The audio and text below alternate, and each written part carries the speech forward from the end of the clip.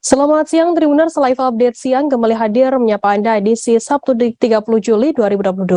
Siang ini akan kami sajikan informasi mengenai peristiwa yang terjadi di tanah air dan akan dilaporkan secara langsung oleh reporter kami di lapangan. Bersama saya Firananda dan inilah Live Update selengkapnya. Kita ke berita pertama, Saudara, 3 organisasi konstituen Dewan Pers menggelar aksi demo di pintu masuk kantor Kejaksaan Tinggi Bangka Belitung pada Jumat 29 Juli. Demo melibatkan massa dari Persatuan Wartawan Indonesia atau PWI Bangka Belitung, Aliansi Jurnalis Independen atau AJI Pangkal Pinang, dan Ikatan Jurnalis Televisi Indonesia atau IJTI Bangka Belitung. Mereka mendesak Kepala Kejaksaan Tinggi Bangka Belitung, Daru Trisadono, meminta maaf atas perbuatan tidak terpuji Asintel Kejati Babel dan stafnya terhadap wartawan Bangka Post Group saat melakukan liputan Kepala Kejaksaan Agung RI Sanitiar Burhanuddin. Informasi lebih lengkapnya akan disampaikan oleh rekan jurnalis kami dari Bangka Post, ada Dedi Marjaya yang akan melaporkannya. Silakan rekan Dedi. Ya, selamat siang. Tidak dapat saya laporkan bahwa kunjungan Jaksa Agung pada hari Kamis yang lalu di Kejaksaan Tinggi Bangka Belitung terjadi insiden di mana salah satu wartawan Bangka Post yang diundang untuk meliput kegiatan peresmian masjid mengalami tindakan yang tidak mengenak yang dianggap oleh organisasi wartawan itu adalah salah satu bentuk menghalang-halangi kegiatan jurnalistik di mana saat melakukan peliputan wartawan yang bernama Antoni Ramli diminta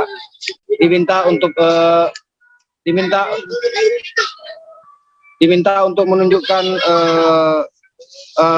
undangannya. Kemudian salah satu staf juga menantang untuk berkelahi karena dianggap tidak mengikuti prosedur atau mengambil foto tanpa sepengetahuan mereka. Kemudian dari tindakan tersebut 3 organisasi wartawannya ini PWI Bangka Belitung, AJI Pangkal Pinang, dan IJTI Bangka Belitung melakukan aksi demo di halaman di depan kantor Kejaksaan Tinggi Bangka Belitung, di mana mereka menuntut permintaan maaf dari Kepala Kejaksaan Tinggi Bangka Belitung atas perbuatan yang dilakukan oleh Asintel dan salah satu stafnya yang dianggap telah melakukan tindakan menghalang-halangi kegiatan pers yang bertentangan dengan Undang-Undang Pers nomor 40 tahun 1999. Bahkan namun permintaan dari wartawan organisasi ini tidak bisa dipenuhi oleh Kapenkum Kejaksaan Tinggi Bangka Belitung yang mengatakan bahwa Kejati Bangka Belitung tidak berada di tempat dan posisi handphonenya tidak aktif. Kemudian selanjutnya para peserta aksi mengambil keputusan untuk memberikan surat tuntutan dan tulisan aksi demo kepada Satuan Pengaman di Kejaksaan Tinggi Bangka Belitung untuk disampaikan kepada Kejati Bangka Belitung. Selain itu mereka juga akan mengancam melakukan aksi yang lebih besar jika tuntutan yang mereka minta atau mereka inginkan tidak dipenuhi oleh Kepala Kejaksaan Tinggi Bangka Belitung. Demikian, Firda. Ya, baik. Terima kasih rekan Dedi Marjaya dari Bangka Post atas laporan Anda. Selamat bertugas kembali.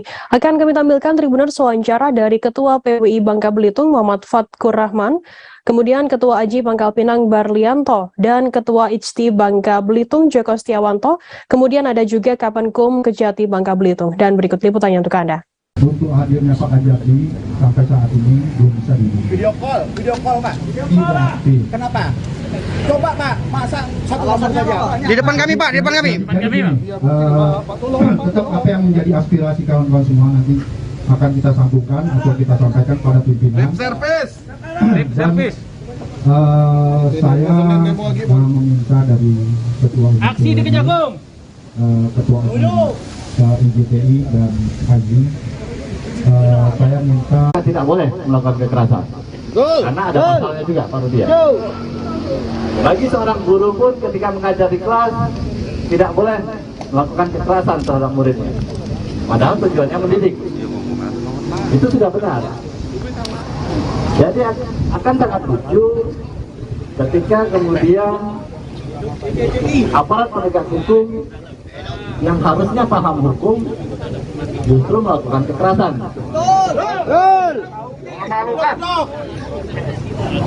Kami sebagai organisasi profesi, walaupun yang menjadi korban kali ini bukan anggota kami,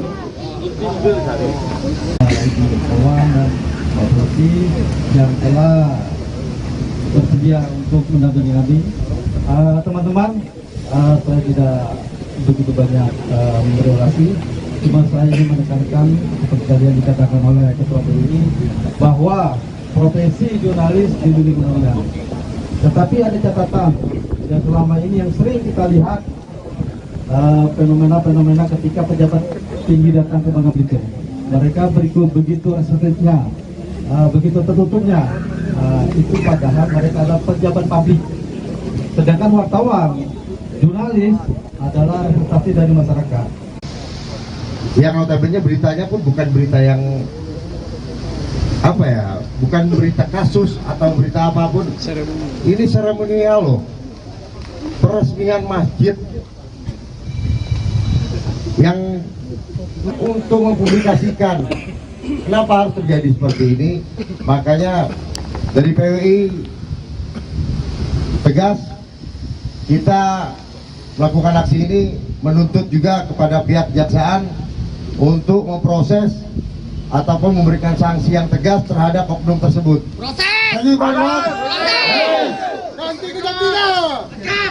Jangan sampai hal ini menjadi pengalaman lagi di kemudian hari.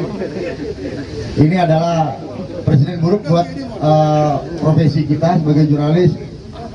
Mudah-mudahan ke depan semua lembaga yang harusnya bisa bekerja sama dengan wartawan. 5 orang komplotan maling tiang fiber internet di Jalan Raya Made RT 1 dan 2 RW 3 Made Sambikerep Kota Surabaya ditangkap tim anti bandit Polsek Lakar Santri Polrestabes Surabaya pada Senin 26 Juni siang lalu. Mereka adalah Aris 20 tahun warga Kasiman Bojonegoro, kemudian Musoli 27 tahun warga Kapas Bojonegoro, Rucianto 29 tahun warga Kasiman Bojonegoro. Kemudian ada David Dwi Hermanto 21 tahun warga Kasiman Bojonegoro dan Doni Damara 28 tahun warga Bojonegoro. Modusnya komplotan tersebut menyaru sebagai petugas perusahaan yang bertanggung jawab atas fasilitas tiang fiber tersebut. Informasi lebih lengkapnya akan disampaikan oleh rekan jurnalis kami dari Tribun Jati, Pambudi yang akan melaporkan. Silakan rekan Luhur. Oke, baik Firda. Jadi tim anti bandit Polsek Lakar Santri Polrestabes Surabaya berhasil membekuk 5 orang komplotan bandit pencuri tiang kabel fiber internet dari sebuah perusahaan layanan jasa internet yang ada di Jawa Timur. Yang pencurian tersebut dilakukan di kawasan Jalan Raya Made di 2 RT ya, di 2 RT RW 3 Kelurahan Made, Kecamatan Sambikerep, Kota Surabaya. Jadi ini adalah sebuah kecamatan yang terbilang sangat dekat dengan kabupaten lain yang berbatasan dengan Kota Surabaya, jadi dan Kabupaten Gresik. Jadi insiden ini berhasil dibongkar atau aksi komplotan berhasil dibongkar pada tanggal 26 Juni 2023 siang. Jadi para tersangka itu adalah komplotan yang berasal dari Kabupaten Bojonegoro. Ini bernama Aris 20 tahun, kemudian Musri 27 tahun, Rucianto 29 tahun, David 21 tahun, dan Doni Damara 28 tahun. Kemudian mereka berkomplot untuk berangkat dari tempat mereka berasal, yakni dari Kabupaten Bojonegoro menuju ke kawasan Sambikerep, Kota Surabaya untuk melakukan aksi pencurian tiang listrik setinggi lebih dari 5 meter yang ada di kawasan Made, Sambikerep, Surabaya. Jadi modus yang mereka lakukan adalah dengan mencongkel menggunakan linggis dan pacul ya di sebuah bahu jalan yang ada di kawasan kelurahan tersebut. Mereka menyaru sebagai petugas penyedia jasa layanan internet yang bertanggung jawab atas keberadaan tiang tersebut. Kemudian mereka berdalih kepada setiap orang yang ada di lokasi tersebut bahwasanya sedang ada perbaikan. Namun ketika pihak otoritas setempat, yakni pihak RT RW setempat mencurigai keberadaan mereka dan menanyai perihal legalitas keabsahan aktivitas mereka, yakni berupa izin dan keabsahan mengenai identitas mereka sebagai anggota dari atau karyawan perusahaan tempat mereka bekerja, ternyata mereka tidak menunjukkan. Kemudian dari pihak RT RW berkoordinasi dengan pihak kelurahan untuk melaporkan temuan tersebut ke pihak unit reskrim Polsek Lakar Santri Polrestabes Surabaya. Dan ketika dilakukan penyelidikan dan penyidikan, ternyata mereka ini bukan sebagai karyawan atau sebagai anggota dari perusahaan yang ada di yang bertanggung jawab atas keberadaan tiang fiber internet tersebut, dan ternyata aksi yang mereka lakukan untuk mencongkel atau mengambil tiang tersebut bersifat ilegal. Rencananya ketika berhasil dicongkel dan diangkut ke sebuah mobil pick-up, akan dibawa langsung ke Kabupaten Bojonegoro untuk segera dijual ke pihak rongsokan secara cepat ya. Dan kami juga menghimpun keterangan dari pihak Kanit Reskrim Polsek Lakar Santri Polrestabes Surabaya, yakni Ibda Bambang Setiawan, bahwasanya motif yang dilakukan oleh komplotan bandit ini ternyata dilatar belakangi oleh rasa sakit hati karena salah satu dari pelaku ini ternyata pernah menjadi karyawan dari perusahaan penyedia jasa internet yang bertanggung jawab atas keberadaan tiang fiber internet tersebut, dan mengaku selama bekerja tidak pernah dibayar. Kemudian rasa sakit itu membuat dia memutuskan untuk resign dan memutuskan untuk melakukan aksi pencurian. Dan pencurian tiang internet tersebut, mengajak teman-teman yang ada di desanya untuk datang ke Surabaya dan mengambil tiang tersebut. Dan sarana kendaraan yang dimanfaatkan oleh mereka kendaraan pickup ya. Pickup itu ternyata hasil penyelidikan adalah pickup yang disewa dengan seharga 300.000. Jadi demikian reportase kami Firda terkait pencurian yang fiber internet komplotan bandit yang berasal dari Kabupaten Bojonegoro. Baik, terima kasih rekan Nur Mahmudi dari Tribun Jatim atas laporannya. Selamat bertugas kembali. Kita beralih ke informasi lainnya, saudara. Ratusan pelaku pariwisata melakukan demonstrasi hingga mengadang mobil yang ditumpangi Bupati Manggarai Barat di Stasiun Endi. Masa aksi menolak sistem Wildlife Komodo dalam aplikasi Inisa maksud kami pada Jumat 29 Juli. Program yang diluncurkan di Hotel Local Collection Labuan Bajo itu merupakan salah satu program penguatan fungsi pemerintah Provinsi NTT bersama Balai Taman Nasional Komodo dan akan diimplementasikan pada 1 Agustus mendatang. Informasi lebih lengkapnya akan disampaikan oleh rekan jurnalis kami dari Tribun Flores, ada Gecio Viana yang akan melaporkannya. Silakan rekan Gecio. Baik, selamat siang rekan Firda, selamat siang Tribuners dimanapun Anda berada. Dapat saya laporkan langsung dari Labuan Bajo, Kabupaten Manggarai Barat, Provinsi Nusa Tenggara Timur. Sejumlah para pelaku pariwisata maupun juga asosiasi pariwisata melakukan demonstrasi menolak launching dari sistem Wildlife Komodo dalam aplikasi Nika oleh PT Flubamor, salah satu badan usaha milik daerah yang dimiliki oleh pemerintah Provinsi Nusa Tenggara Timur di Hotel Local Collection Labuan Bajo pada Jumat 9 Juli 2022. Juru bicara Asosiasi Angkutan Wisata Darat atau AWSTAR Labuan Bajo, John Daniel, mengatakan penghadangan dilakukan oleh para pendemo untuk meminta sikap Bupati dan kejelasan sistem Wildlife Komodo dalam aplikasi Nisa oleh PT Flubamor.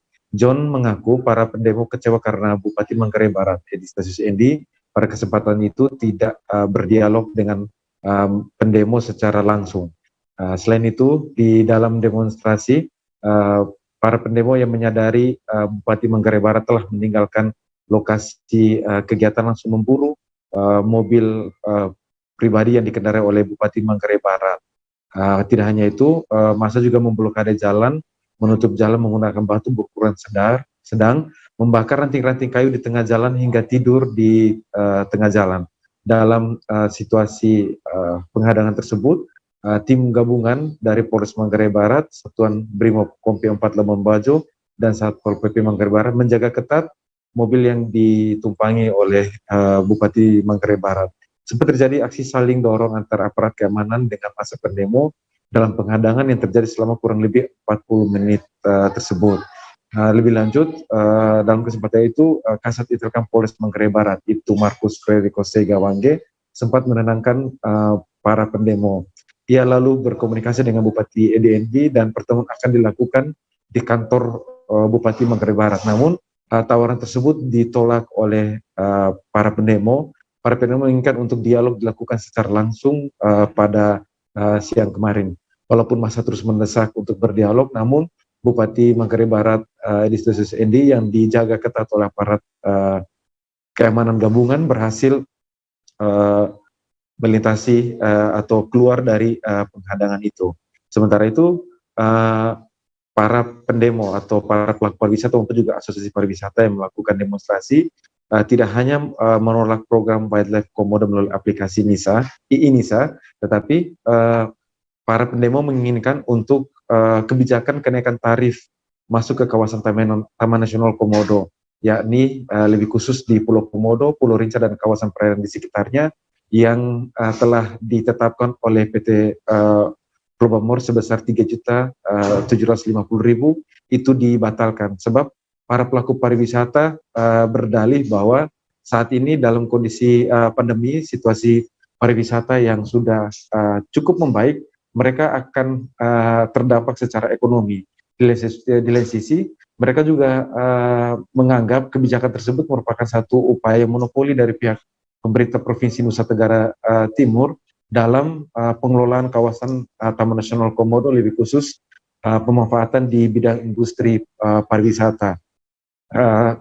Sementara itu, rekan Tira dapat saya laporkan, Kepala Dinas Pariwisata dan Ekonomi Kreatif Provinsi Nusa Tenggara Timur, Sony Z. Libi, mengatakan Wildlife Komodo melalui aplikasi INISA bertujuan untuk konservasi dan pariwisata berkelanjutan di kawasan Taman Nasional Komodo. Dijelaskan, INISA merupakan platform digital yang memberikan masyarakat kemudahan dalam mengakses beragam layanan publik, termasuk sistem Wildlife Komodo sebagai wadah untuk memberikan kontribusi konservasi, serta untuk mengatur tata kelola kunjungan, serta aktivitas para wisatawan yang berkunjung ke Pulau Komodo, Pulau Padar, dan kawasan perairan di sekitarnya. Sebelumnya, sistem Wildlife Komodo sendiri telah disampaikan oleh pihak PT Pulau Bamor maupun juga Dinas Pariwisata kepada para pelaku pariwisata, namun di Labuan Bajo sendiri gelombang protes, gelombang penolakan terus dilakukan hingga hari ini. Dan dapat saya laporkan rekan Firda, pada siang hari ini para pelaku pariwisata tengah melakukan rapat bersama, merapatkan barisan, melakukan konsolidasi untuk terus melakukan aksi protes hingga penerapan aplikasi atau sistem ini pada tanggal 1 Agustus 2022. Demikian rekan Firda. Baik, terima kasih rekan GJ Viana dari Tribun Flores atas laporannya. Selamat bertugas kembali. Akan kami tampilkan Tribuners wawancara dari juru bicara Asosiasi Angkutan Wisata Darat Labuan Bajo, John Dani, dan berikut liputannya untuk Anda. Ini kan belum ada putusannya, Pak. Baru dia launching aplikasi. Nanti kalau sudah menjadi sebuah keputusan, dan itu sudah ada SK-nya dari PLK, maka kami akan boikot di Labuan Bajo. Dan di Kampung Komodo sekarang, tamu ditolak semua. Tidak ada yang pergi. Turis-turis sekarang itu terlantar. Jadi semua dive operator, dive shop, travel agent, kemudian asosiasi driver, dan asosiasi pemandu jasa wisata, mereka mogok. Ya, jadi artinya kerugian negara besar yang dilakukan hari ini. Apalagi menjadi sebuah keputusan yang dituangkan dalam surat keputusan nanti. Kalau kenapa tadi hadap bupati? Oke, jadi kita menghadang bupati itu bukan bentuk kriminal, tapi itu bentuk pertanggungjawaban secara moral bupati sebagai kepala daerah untuk menyampaikan sikap terkait peluncingan aplikasi ini. Pelaksanaan penerimaan peserta didik baru atau PPDB jenjang sekolah menengah atas tahun ajaran 2022-2023 di Kota Tangerang telah selesai digelar. Selama diselenggarakan PPDB tingkat SMAN di Kota Tangerang, banyak dikeluhkan oleh orang tua calon peserta didik lantaran dinilai memiliki banyak masalah. Di antara banyaknya masalah yang dikeluhkan oleh orang tua calon peserta didik ialah transparansi penerimaan siswa baru di beberapa sekolah. Salah satunya yakni di SMA Negeri 3 Kota Tangerang. Informasi lebih lengkapnya akan disampaikan oleh rekan jurnalis kami dari wartakotalive.com. Ada Gilbert Semsandro yang akan melaporkannya. Silakan rekan Gilbert. Ya, Firda. Masa pelaksanaan penerimaan peserta didik baru di Kota Tangerang tahun ajaran 2022-2023 telah usai. Namun demikian masih banyak terdapat beberapa masalah yang dikeluhkan oleh orang tua siswa selama gelaran PPDB tersebut. Salah satunya ialah transparansi penerimaan siswa baru di sekolah yang ada di SMA Negeri 3 Kota Tangerang. salah seorang warga, yaitu Ketua RW 02 Kelurahan Pondok Bahar, Kecamatan Karangtengah, Ahmad Maulana mengatakan sebanyak 50 orang warganya mengeluhkan sistem PPDB tersebut. Padahal wilayahnya dari Ahmad Maulana sendiri berada sekitar 500 meter dari sekolah SMA Negeri 3 Kota Tangerang jika dijarakan pada sistem zonasi. Ahmad Maulana mengatakan puluhan orang tua tersebut selain mengeluhkan transparansi pada jalur zonasi, pada jalur prestasi, afirmasi dan perpindahan orang tua juga dikeluhkan karena tidak adanya batasan atau pengumuman nilai yang dapat diterima di sekolah tersebut, sehingga para orang tua siswa tidak tahu berapa nilai anaknya yang dapat diterima di sekolah tersebut, ataupun pada jalur afirmasi yang membutuhkan banyak persyaratan dari pemerintah yang merupakan itu keluarga tidak mampu, juga tidak mendapatkan kepastian ataupun tidak dapat masuk atau tidak dapat diterima di SMA Negeri 3 Kota Tangerang. Maulana menerangkan nama-nama peserta didik di SMA Negeri 3 Kota Tangerang diumumkan tidak secara menyeluruh, melainkan para calon peserta didik hanya memasukkan nomor induk siswa pada website yang tercantum. Hal itu membuat para siswa tidak tahu peringkat berapa mereka ataupun berapa batasan nilai yang dapat ataupun batasan jarak yang dapat diterima untuk masuk sekolah tersebut. Oleh karena itu, Ahmad Maulana mengatakan bahwasanya mengharapkan kepada PJ Gubernur Banten untuk dapat menindaklanjuti Dinas Pendidikan Provinsi Banten.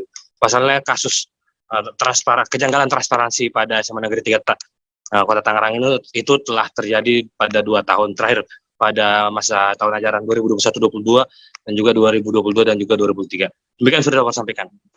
Ya baik, terima kasih rekan Gilbert atas laporan Anda, selamat bertugas kembali. Dan Tribuners akan kami tampilkan wawancara dari Ketua RW 2 Kelurahan Pondok Bahar, Kecamatan Karangtengah, Ahmad Maulana. Berikut liputannya untuk Anda. Jadi yang diterima atau tidak diterima itu di website. Dan ditambah lagi ada sistem yang tanpa pengumuman di website itu melalui sistem internal, ya kan? Itu. Ya, sebelum jauh kita ke internal itu, Bapak kan mewakili 40 orang tua siswa. Ya. Mereka itu mengeluhkan tidak ada transparan. Betul. Memang kalau untuk biasa kan paling umum zonasi ya. Berapa jarak paling jauh kemarin di SMA 3 diterima kemarin berapa paling jauh, Pak?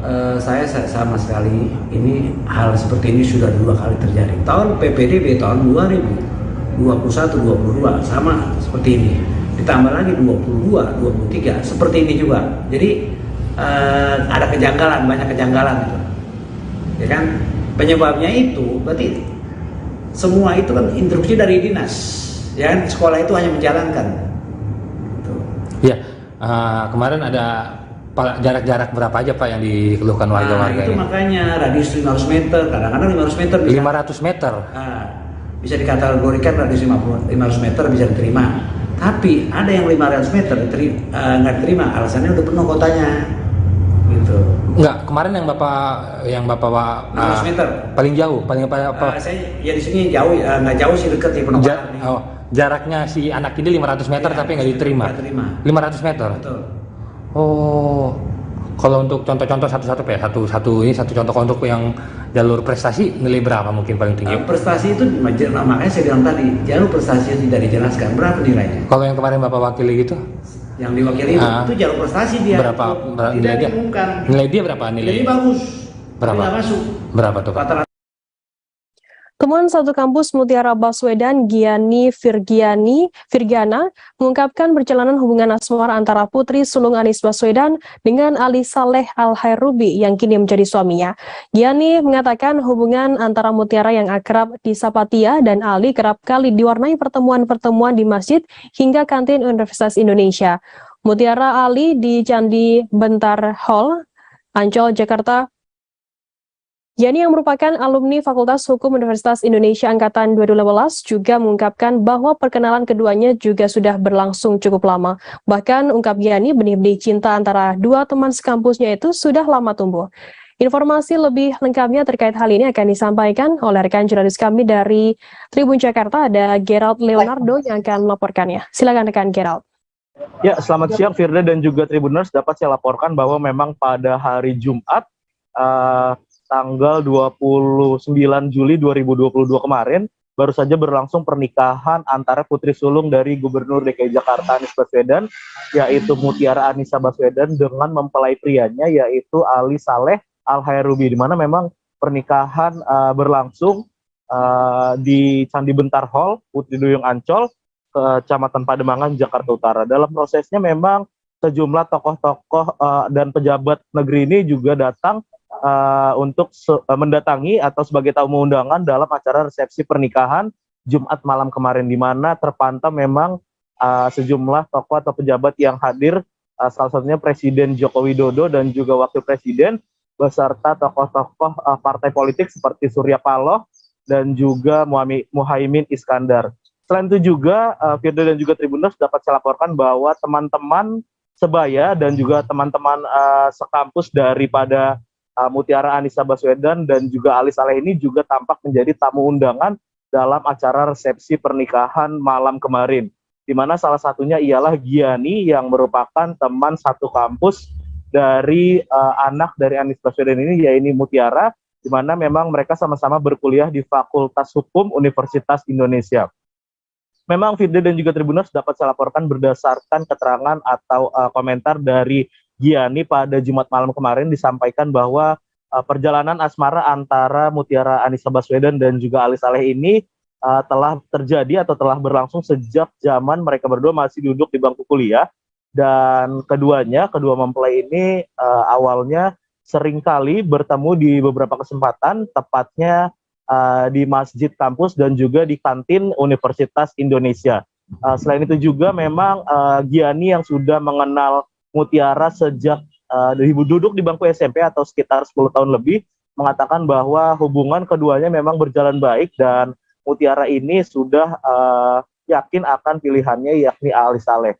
Selain itu juga selepas acara resepsi pernikahan, Mutiara Anissa Baswedan dan juga Ali Saleh juga memberikan komentarnya terkait pertemuan awal atau pertemuan pertama keduanya sebelum akhirnya memutuskan untuk melaju ke jenjang pernikahan. Memang Ali Saleh ini menceritakan bahwa pertemuan keduanya pertama kali terjadi di kampus Rumpun Ilmu Kesehatan atau kantin RIK di Universitas Indonesia, di mana saat itu keduanya bertemu pertama kali saat sedang mengantre untuk membayar makanan, dan sejak saat itu Ali Saleh juga langsung mengajak berkenalan Mutiara Anissa Baswedan hingga bertahun-tahun, dan akhirnya Ali Saleh ini menikahi Mutiara Anissa yang merupakan anak dari Gubernur DKI Jakarta Anies Baswedan.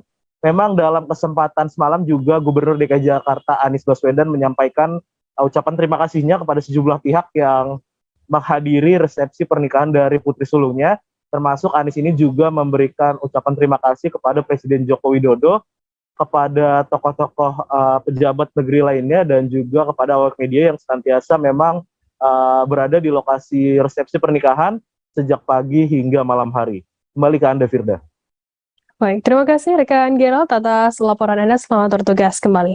Dan Tribuners, akan kami tampilkan wawancara dari sepupu Mutiara Baswedan, Irfan Saleh Ganis, dan juga teman sekampus Mutiara Baswedan, Giani Virginia. Berikut liputannya untuk Anda.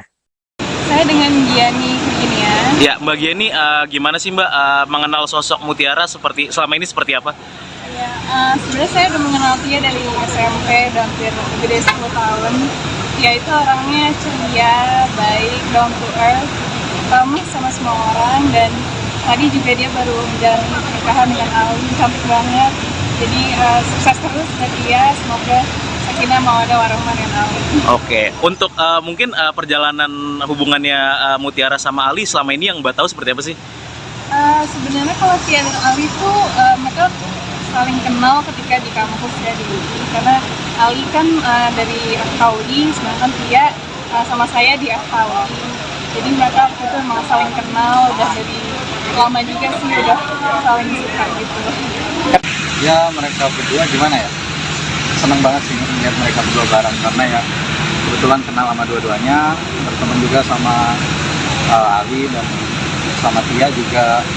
Ya, dia sepupu saya. Saya tahu dari dulu mereka berdua itu benar-benar orang yang baik, benar-benar orang yang alim, nggak neko-neko sama sekali, dua-duanya. Bahkan dengar-dengar cerita dari teman tuh ada, katanya tiap subuh tuh Ali tuh ada di saf depan masjid selalu subuhan di masjid gitu. Ya alhamdulillah mereka berdua bisa bareng, ya udah sah juga sekarang menjadi pasangan suami istri yang mudah-mudahan kedua mempelai. Ketua Umum Partai Kebangkitan Bangsa Muhaimin Iskandar menghadiri resepsi pernikahan Putri Anies Baswedan, Mutiara Anissa Baswedan. Pria yang kerap disapa Caimin ini mengaku senang melihat para tokoh politik hadir dalam acara tersebut.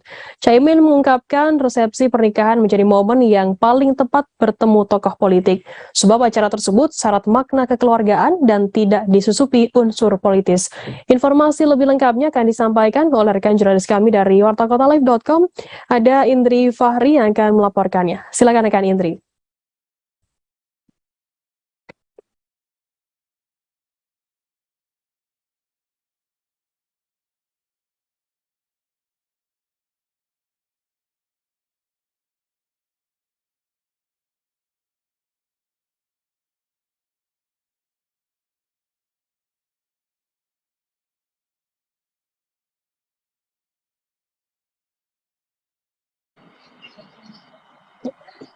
Silakan rekan Indri.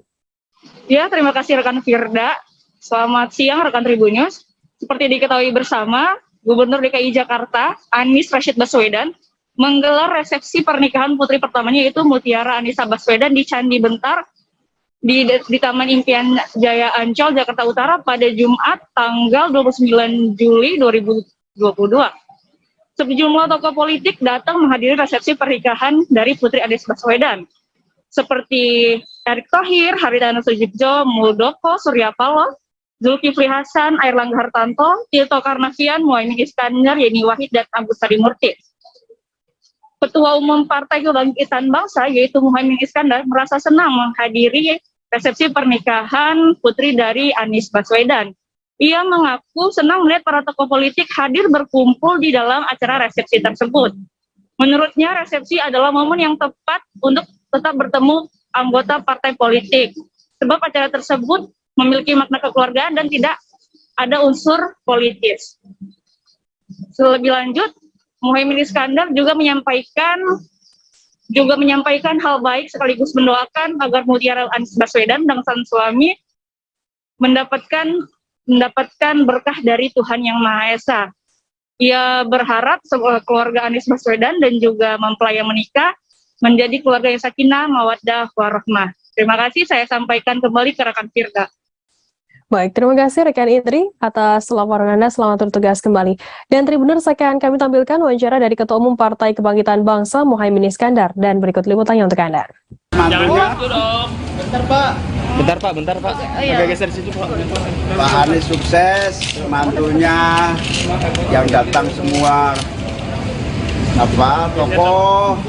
Moga-moga berkah, moga-moga jadi keluarga sakinah, mawaddah, warahmah. Yang paling menyenangkan adalah semua pimpinan-pimpinan kumpul hari ini. Pimpinan apa itu? Pimpinan parpol, pimpinan politik, pimpinan kabinet, semua kumpul. Artinya ini kekeluargaan yang sangat bagus. Gus, apa yang dibicarakan tadi dengan pimpinan parpol dan jabatan? Oh, nggak ada sesuatu ya, silaturahmi aja. Bisa pemersatu bangsa, pemersatu. Ya, pengantin itu memang forum yang paling tepat untuk semua bertemu secara kekeluargaan. Tidak ada politik-politikan. Ya, maksudnya. Menteri Perdagangan RI Zulkifli Hasan belusukan ke Pasar Kasih Naikoten, Kota Kupang, NTT. Mendak bersama rombongan tiba di Bandara Udara Internasional El Tari, Kupang pada Sabtu 30 Juli sekira pukul 5:30 waktu Indonesia Tengah. Informasi lebih lengkapnya akan disampaikan oleh rekan jurnalis kami dari Pos Kupang, ada Irfan Hoy yang akan melaporkannya. Silakan rekan Irfan. Ya, Firda dan Tribuners, berkaitan dengan kunjungan Menteri Perdagangan, dalam hal ini Zulkifli Hasan ke Nusa Tenggara Timur, tepatnya di Kota Kupang sendiri, itu berlangsung pada pagi tadi. Beliau tiba di Kota Kupang melalui Bandara Internasional El Tari Kupang, tepatnya di pintu kedatangan VIP, disambut oleh Asisten Perekonomian Setda NTT, Ganef Wurgianto sendiri. Nah, sementara itu dari bandara, rombongan kemudian berlanjut ke mengunjungi Pasar Kasih Naikoten di Kota Kupang, Nusa Tenggara Timur, untuk meninjau sejumlah bahan pokok, harga bahan pokok yang ada di pasar tersebut. Nah, hasil tinjauan dari Mendak Zulkifli sendiri melihat adanya perbedaan harga yang tidak begitu jauh dengan daerah-daerah lain. Memang Menteri Zulkifli sendiri menyampaikan bahwa ada perbedaan seperti bawang, tetapi harganya cukup ataukah masih bisa dikendalikan. Nah, oleh karena itu dia juga berharap ataukah dia juga menyampaikan berkaitan dengan saat ini panen bawang juga sudah dimulai sehingga nantinya stok bawang dalam negeri bisa dikendalikan oleh pihaknya. Sementara itu dia selain meninjau Pasar Kasinikoten, dia juga menghadiri rapat kerja wilayah DPW PAN yang berlangsung di Hotel Neo Aston Kota Kupang.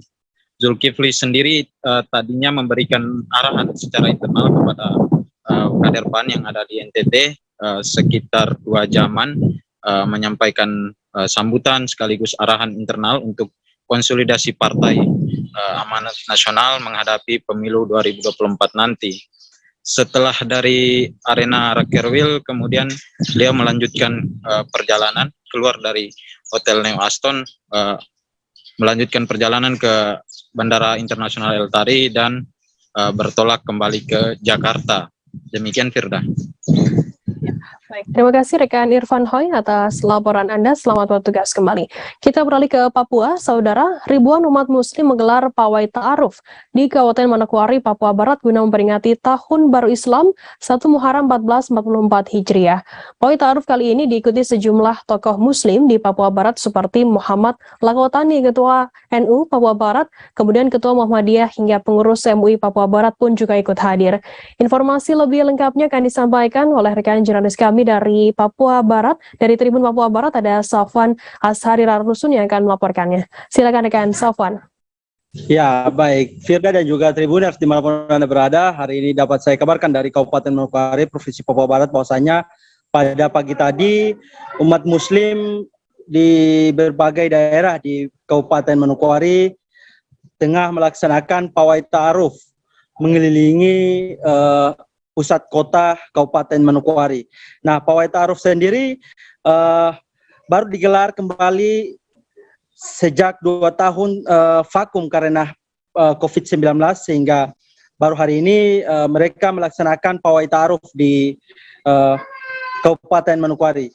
Nah, pawai ta'aruf dalam memperingati Tahun Baru Hijriah 1 Muharram 1444 Hijriah ini, ribuan umat muslim di bawah komando ormas Islam seperti Nahdlatul Ulama dan juga Muhammadiyah di Kabupaten Manokwari itu sendiri melaksanakan pawai ta'aruf sejak pukul 6:30 dan dimulai dari Masjid Ridwanul Bahri, Pasarkan Manokwari menuju ke Jalan Trikorawasi dan kembali finish di Masjid Ridwanul Bahri.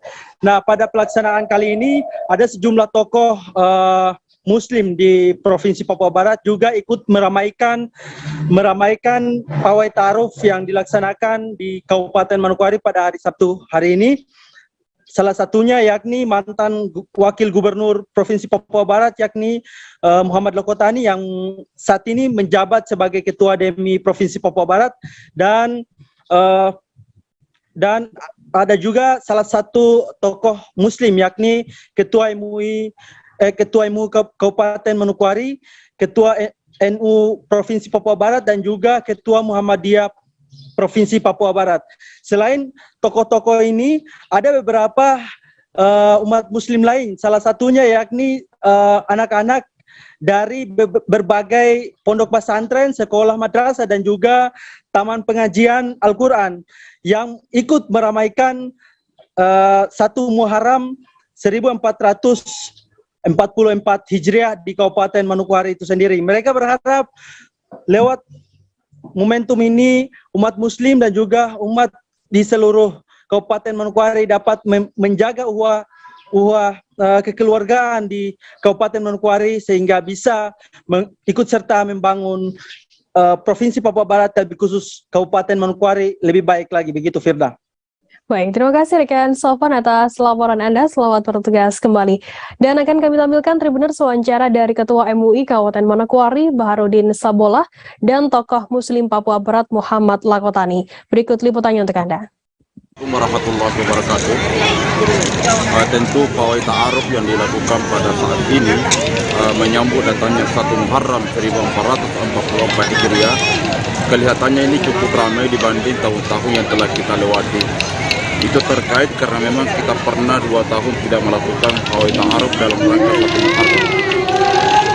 Tentu ada kesan yang paling bernilai dalam persoalan ini adalah silaturahmi antara umat muslim yang satu dengan umat muslim yang lainnya, dengan organisasi yang satu dengan organisasi yang lainnya.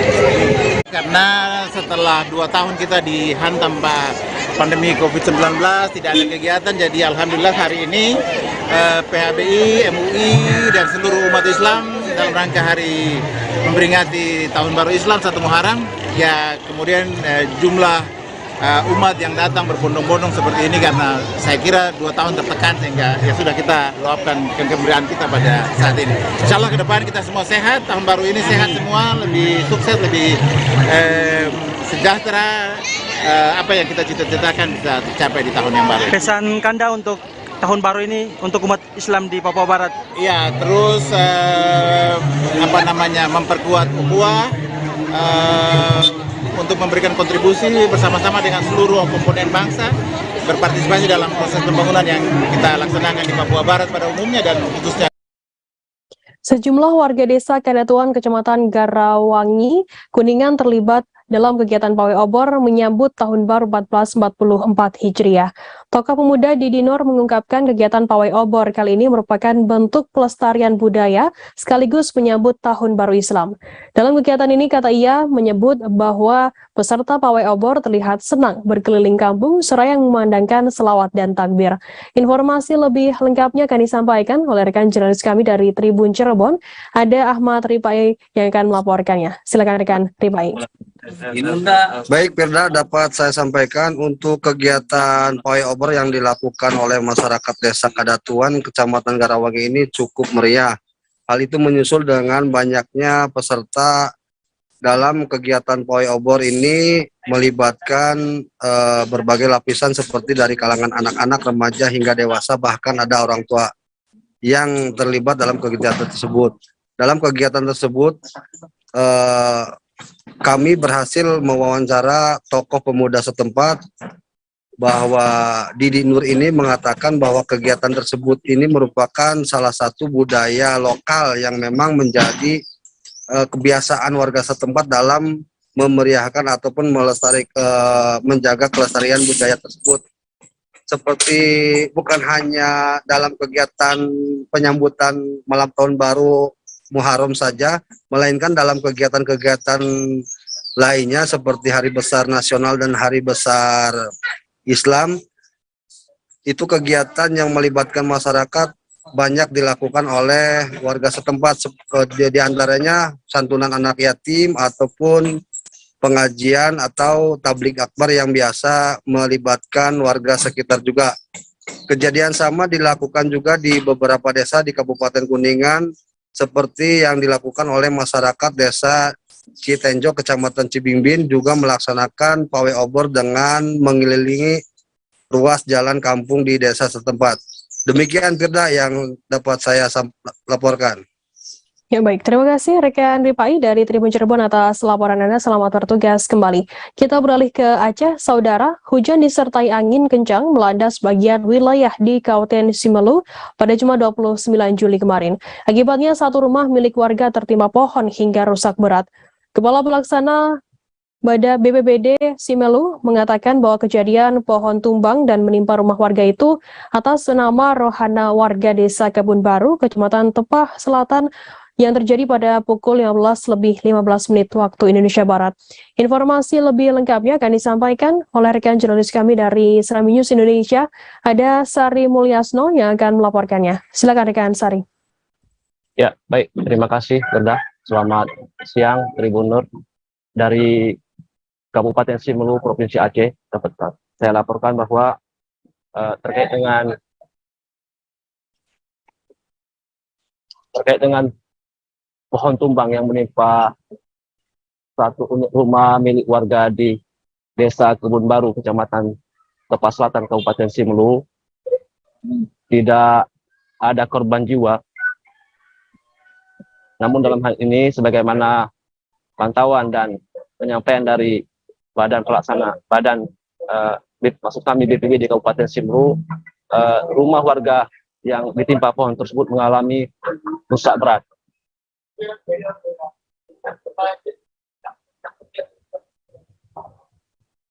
Ya, sebagaimana penyampaian dari BPBD, Kepala BPBD Jul Fadli menyebutkan bahwa pasca kejadian itu pihaknya langsung menerjunkan petugas ke kawasan itu untuk melakukan pembersihan batang pohon yang menimpa rumah milik warga yang dihuni 5 orang, jumlah 5 orang.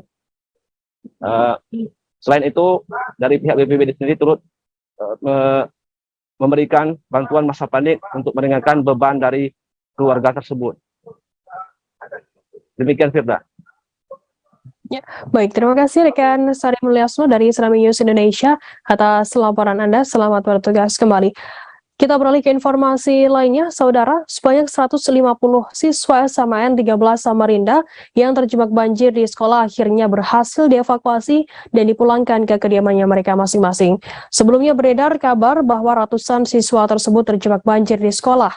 Bahkan beberapa di antaranya sempat tak sadarkan diri dikarenakan menahan rasa lapar namun tak dapat pulang ke rumahnya masing-masing.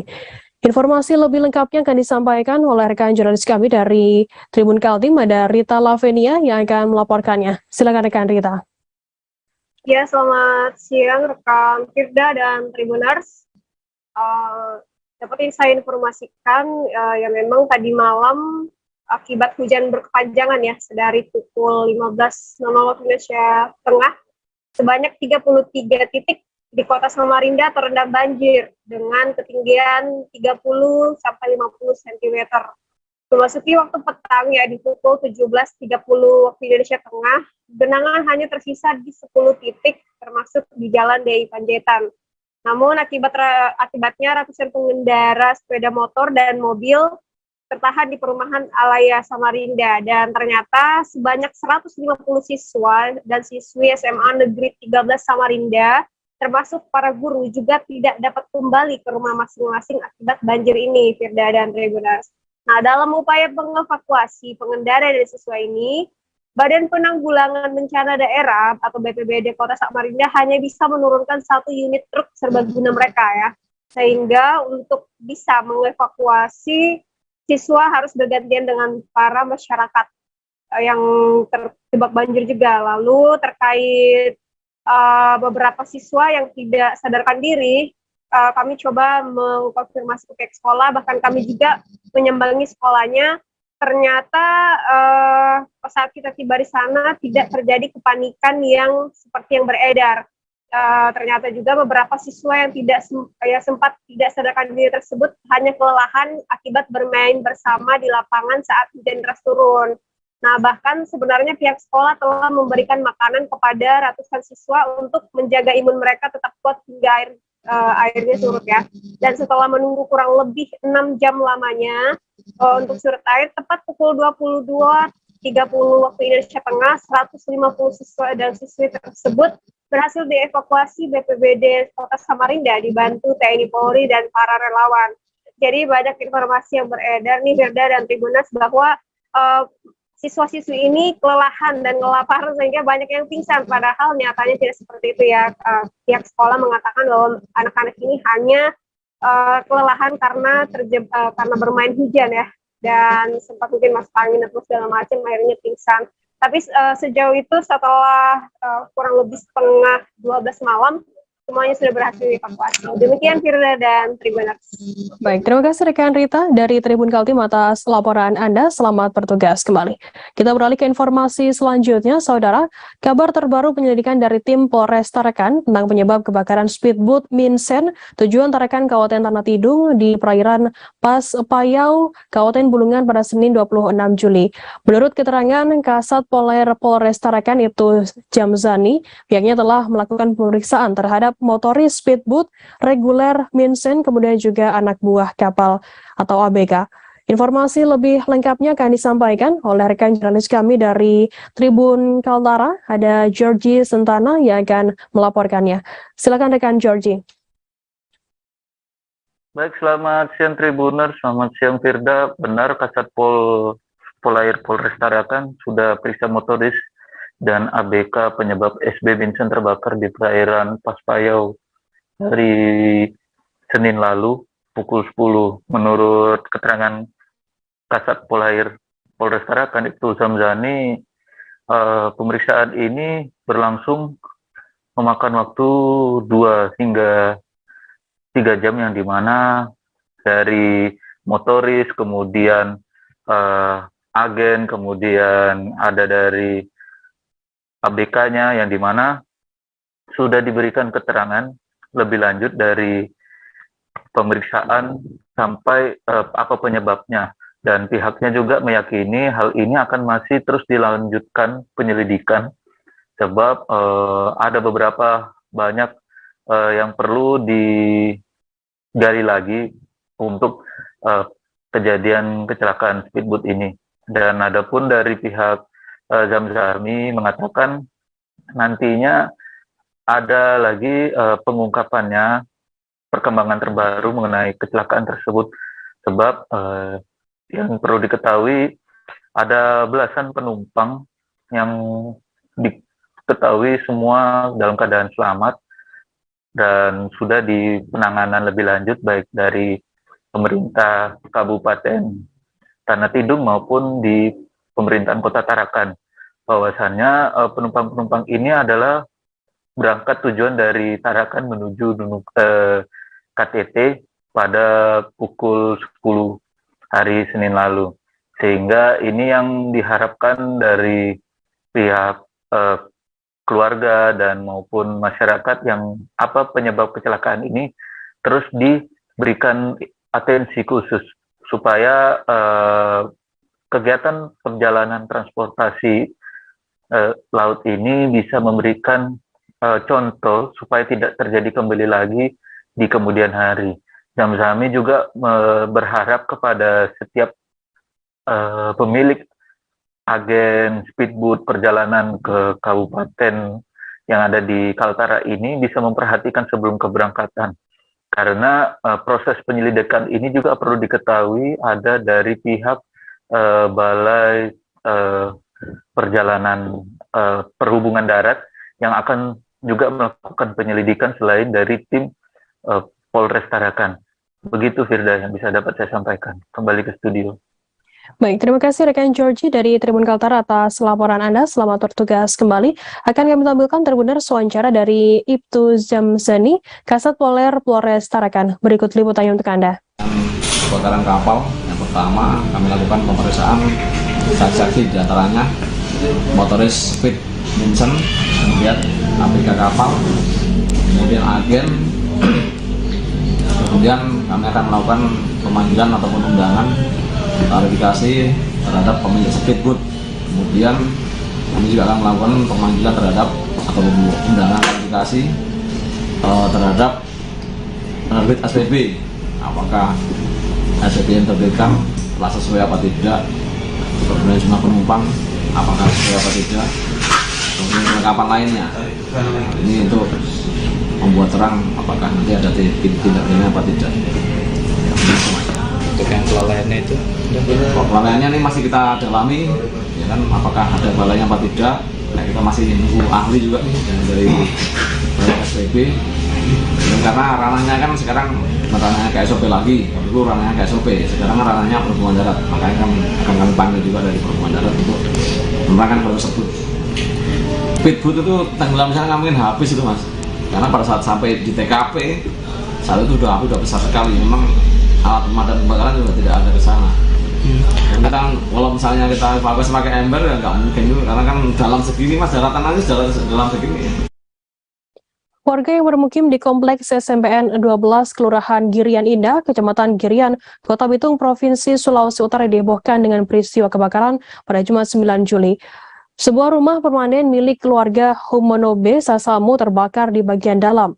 Beruntungnya api tidak membakar semua bangunan rumah yang terletak di lingkungan 8 RT 1 Kompleks SMPN 12 Kelurahan Girian Indah, Kecamatan Girian.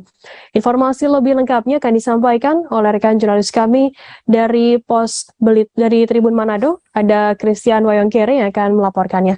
Silakan rekan Christian. Baik, terima kasih. Selamat siang menjelang sore Tribuners. Dapat kami laporkan terkait dengan peristiwa kebakaran rumah yang terjadi di Kota Bitung, Provinsi Sulawesi Utara, tepatnya di lingkungan 8 RT 1 Kompleks SMP 12 Kelurahan Girian Indah, Kecamatan Girian, Kota Bitung, Provinsi Sulawesi Utara. Nah, dalam peristiwa kebakaran ini kami temukan di lapangan adanya unsur human interest story, di mana pada saat kejadian berlangsung atau terjadi kebakaran, ada seorang pemilik rumah yaitu perempuan bernama Ibu Rani atau Nurhayati Sasamu, umur 58 tahun, terjebak dalam kamar atau dalam ruangan di rumah yang terbakar, dan di saat bersamaan dia berupaya mencari pertolongan dengan cara keluar dari dalam rumah yang bagian kamar sudah terbakar dan api mulai membesar. Dan dari penuturan saksi mata Ibu Sumarni Rahim, umur 45 tahun, warga yang tinggal tak jauh dari rumah yang terbakar, dalam pembicaraannya dengan Nurhayati Sasamu, berupaya dia meloloskan diri dari terjangan api di dalam rumah yang terbakar, membuat tangannya sempat luka atau melepuh karena dia berupaya menyingkirkan sebuah kabel yang dalam kondisi menyala atau dalam kondisi berapi. Dia berupaya menyingkirkan karena sudah menghalangi jalannya keluar. Dan atas aksi heroiknya itu, perempuan bernama Nurhayati Sasamu itu bisa lolos dari peristiwa bencana kebakaran yang nyaris menghanguskan seantero rumahnya. Beruntung api hanya membakar bagian depan rumah atau di dalam kamar dan menghanguskan beberapa dokumen kependudukan dan dokumen-dokumen lainnya serta beberapa bagian di dalam rumah, tepatnya di bagian kamar depan. Dan pasca kejadian, Nurhayati Sasamu nampak shock dan menangis sambil ditenangkan oleh seorang putrinya di rumah tetangga tak jauh dari lokasi kebakaran yang terjadi pada hari Jumat kemarin, tanggal 29 Juli 2020 di Kota Bitung, Sulawesi Utara. Demikian rekan Firda dan Tribuners laporan dari Kota Bitung. Terima kasih. Ya baik, terima kasih rekan Christian dari Tribun Manado atas laporannya. Selamat bertugas kembali. Kita beralih ke informasi lainnya, saudara. Gudang penyimpanan kertas dan kain di Desa Pendosawalan, Kecamatan Kalinyamatan, Kabupaten Jepara, Jawa Tengah terbakar pada Kamis 28 Juli sore. Salah seorang warga sekitar bernama Rohmah, 62 tahun, menceritakan api terlihat sekira pukul 16.00 waktu Indonesia Barat. Api pertama muncul dari belakang gudang, kemudian membesar dan merambat bagian depan rumah. Informasi lebih lengkapnya akan disampaikan oleh rekan jurnalis kami dari Tribun Jateng, ada Muhammad Yunan Setiawan yang akan melaporkannya. Silakan rekan Yunan. Baik rekan Firda dan Tribuners, pada Kamis kemarin terjadi kebakaran yang melanda di sebuah gudang penyimpanan rongsokan kertas dan kain di Desa Pendosawalan, Kecamatan Kalinyamatan, Kabupaten Jepara. Kebakaran ini diketahui terjadi pada sekitar pukul 4 sore. Ada asap dan asap hitam dan disertai api Dan kemudian warga sekitar melihat itu dan panik. Beberapa warga yang kebetulan bermukim persis di samping gudang itu langsung mengeluarkan barang-barang perabotannya keluar. Sementara itu keterangan dari pengelola gudang yaitu Roni mengatakan bahwa gudang itu memang diperuntukkan penyimpanan rongsokan bermacam-macam kertas seperti kardus dan lainnya dan juga kain. Saat kejadian sekitar pukul jam 4 gudang itu kosong sehingga itu yang menyebabkan api cepat besar dan hampir menghanguskan semua isi gudang. Selain itu juga proses pemadamannya juga berjalan alot karena saat kejadian sejumlah mobil pemadam kebakaran terkendala oleh akses jalan yang macet karena di saat bersamaan berbarengan dengan jam kepulangan ribuan karyawan garmen.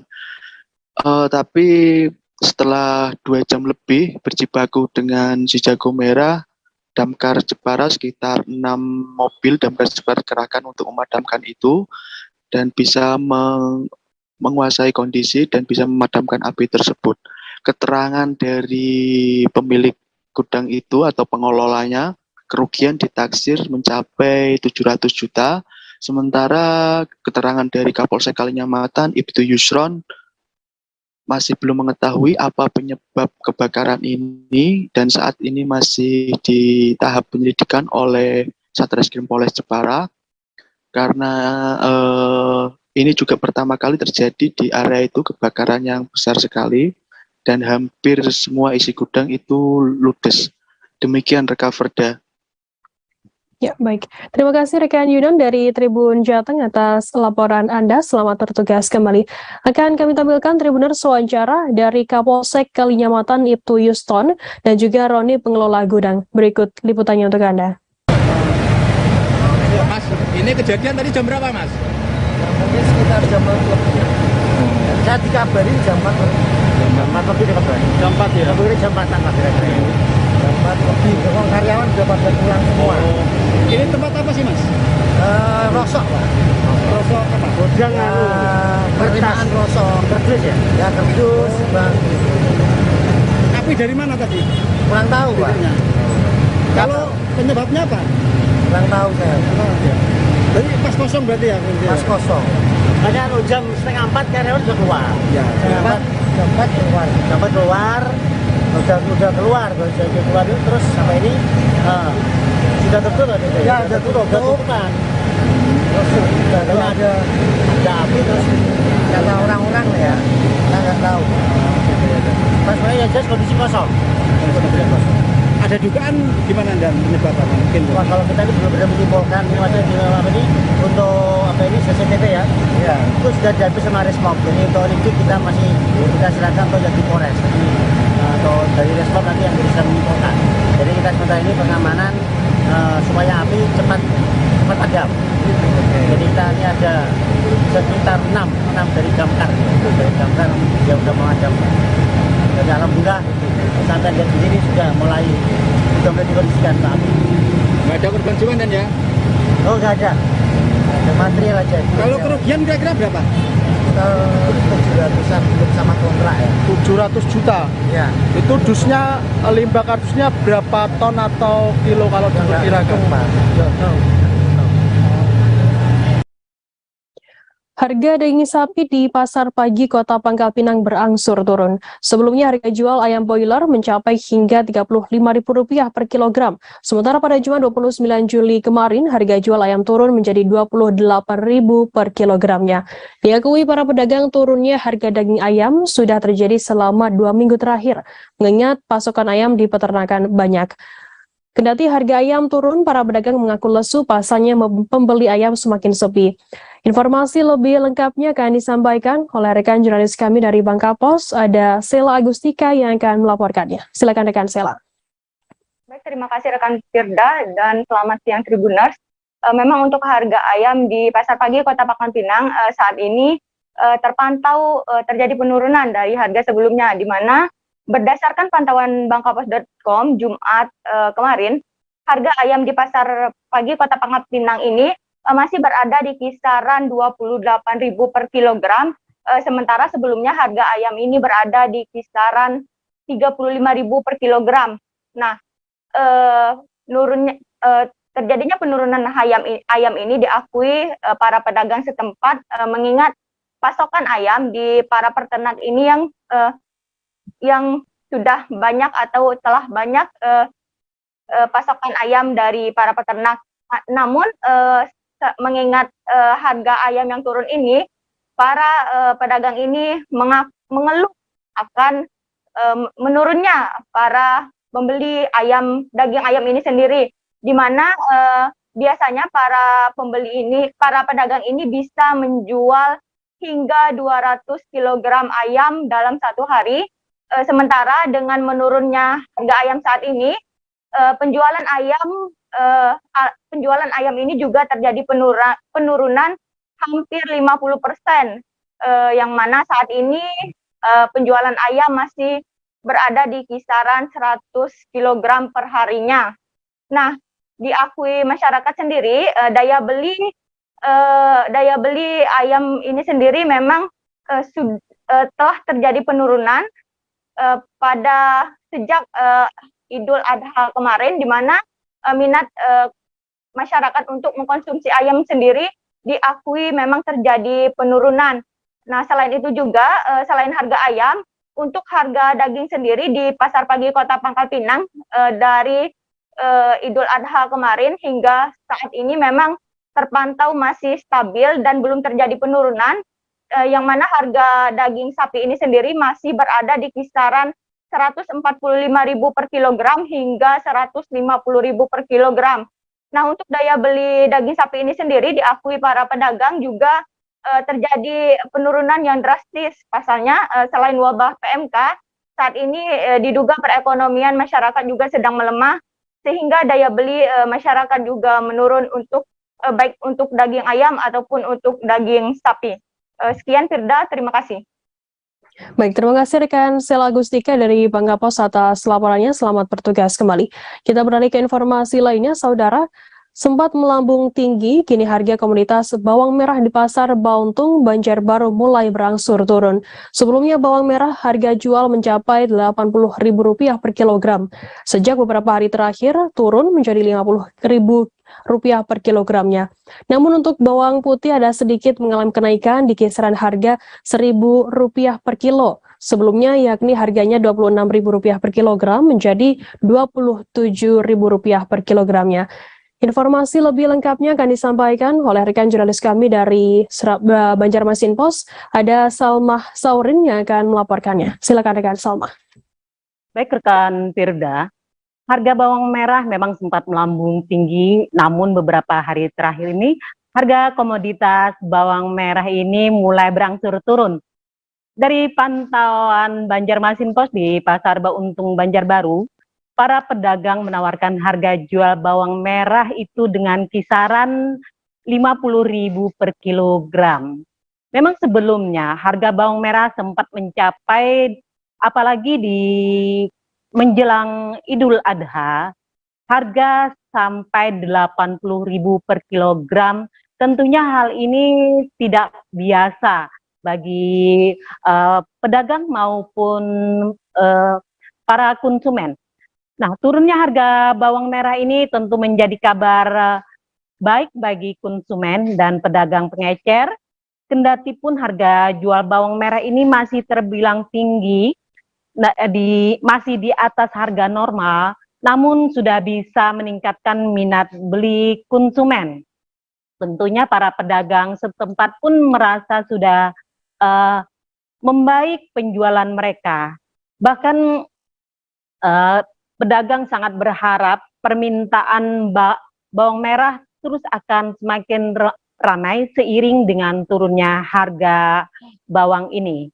Para pedagang maupun konsumen tetap sangat berharap bahwa harga bawang merah tidak terjadi kenaikan, apalagi yang sangat fantastis sekali dari harga normal. Dan terus turunnya harga ini akan memperbaiki tentunya bagi para penjual kuliner, karena selama ini mereka sangat merasakan dampak besar dari tingginya harga bawang merah itu. Dan tentu harapan besar itu bisa kembali normal dengan kisaran tertinggi seperti dulu, harga normal itu dengan kisaran hanya 28.000 hingga 30.000 kilometer. Dengan kondisi menurunnya harga saat ini sudah mencapai 50.000, bahkan ada sebagian bawang yang ukuran kecil itu dijual dengan harga 40.000 per kilogram. Dan namun dengan turunnya harga bawang merah tidak diikuti atau diiringi oleh bawang putih. Malah sebaliknya, untuk bawang merah ada sedikit mengalami kenaikan kisaran Rp1.000 per kilogram. Tentu sebelumnya harga bawang putih itu kisaran 26.000 atau 25.000 dan sekarang menjadi kisaran 27.000 hingga 28.000. Kendati pun demikian, dengan meningkatnya bawang putih itu tidak sama sekali berpengaruh. Yang hanya sangat berpengaruh itu terjadi di bawang merah karena kebutuhan bawang merah itu sangat lebih tinggi dibandingkan dengan bawang putih. Demikian rekan Firda, laporan saya dari lapangan. Baik, terima kasih rekan Salma Saurin dari Banjarmasin Pos atas laporan Anda. Selamat bertugas kembali. Dan akan kami tampilkan Tribuners wawancara dari Khomaria, pedagang sayur dan bawang. Berikut liputannya untuk Anda. 4 hari terakhir ini, berarti harga berapa saat ini? Sebelum hari 70-80, sekarang jadi 50. Harapan pian? Harapannya semua mulai turun pastilah. Iya. Kemarin waktu harga mencapai 80, penjualan merosot turun permintaan. Kalau ini saat ini sudah ramai Pak, apa? Pasangan suami istri atau pasutri kompak melakukan aksi pencurian. Nasib keduanya kini berada di tangan petugas Polda Lampung. Pasutri ini kompak mencuri yang diamankan Polda Lampung itu maling tas di toko butik wilayah Kabupaten Lampung Selatan. Informasi lebih lengkapnya akan disampaikan oleh rekan jurnalis kami dari Tribun Lampung. Ada Bayu Saputra yang akan melaporkannya. Silakan rekan Bayu. Ya, selamat siang Firda dan Tribuners dimanapun berada. Saya melaporkan dari Bandar Lampung bahwasannya kemarin pasangan suami istri melakukan tindak pidana pencurian tas di butik di Tanjung Sari, Lampung Selatan atau di daerah Natar. Nah, berdasarkan keterangan dari Wakil Direktur Reserse dan Kriminal Umum, Bapak AKBP Hamid Andri Sumantri, mengatakan bahwasannya kedua pelaku ini awalnya berpura-pura sebagai pembeli, di mana sang suami bernama Doni Mukti itu yang mengendarai kendaraan Datsun merah yang bersama istrinya datang ke butik yang berada di Tanjung Sari, Natar, Lampung Selatan. Keduanya seperti orang normal pada umumnya, ya ini akan membeli apa saja yang ada di butik. Namun kenyataannya saat diminta keterangan oleh kepolisian, si Doni ini suami yang mengecoh korban. Kemudian tidak begitu lama sang istri ini yang melakukan tindakan pencurian tersebut. Jadi mereka ini berpura-pura dengan modus berpura-pura sebagai pembeli. Dan kemudian sang istri mengambil tas tersebut. Di dalam tas tersebut berisi uang pecahan 400.000 dan beberapa identitas korban. Nah, berdasarkan keterangan dari Doni selaku suami dari Siti Rohaya ataupun tersangka, ini mengatakan dia akan menggunakan uang tersebut untuk biaya anak sekolah. Dan sebelumnya dijelaskan oleh Doni selaku tersangka, dia awalnya ingin pinjam uang kepada orang tuanya. Namun di tengah jalan ada niatan dari istri untuk mencuri tas di salah satu butik di Natar, Lampung Selatan. Hingga saat ini kepolisian Polda Lampung melalui Direktorat Reserse dan Kriminal Umum menahan keduanya. Begitu rekan Firda yang bisa saya laporkan dari Bandar Lampung, Provinsi Lampung. Kembali ke studio. Baik, terima kasih rekan Bayu Saputra dari Tribun Lampung atas laporan Anda. Selamat bertugas kembali. Dan akan kami tampilkan Tribuners wawancara dari Wakil Direktorat Reserse Kriminal Umum di Polda Lampung AKBP Hamid Andri Sumantri. Berikut liputannya untuk Anda. Pura-pura bertanya kepada pembeli korban, kemudian kepada istrinya melakukan tindak pidana. Dari hasil tersebut, ya, pelaku menggunakan sarana kendaraan R4, ya, yang terlihat di belakang adalah kendaraan Datsun warna merah marun. Kemudian ditangkapnya pelaku adalah dari hasil penyelidikan, ya, penyelidikan dari tim gabungan 308 bersama dengan Polres Natar. Kemudian kita melihat dari CCTV dan pada tanggal 28 kemarin, 27 kemarin itu dilakukan penangkapan. Dan dari hasil yang barang bukti diambil adalah satu buah HP, kemudian tas yang berwarna putih yang isinya adalah identitas dari korban, ada SIM, KTP, ATM, dan uang. Uangnya sejumlah Rp400.000. Kemudian dari hasil tersebut, tas dan identitas lainnya dibuang oleh pelaku. Kita masih mencari, ya, bukti yang lain. Kemudian di sini ada pakaian yang digunakan oleh pelaku beserta barang bukti HP. Mendekati Hari Kemerdekaan Indonesia 17 Agustus 2022, menjahit bendera merah putih di Kota Malang kebanjiran pesanan.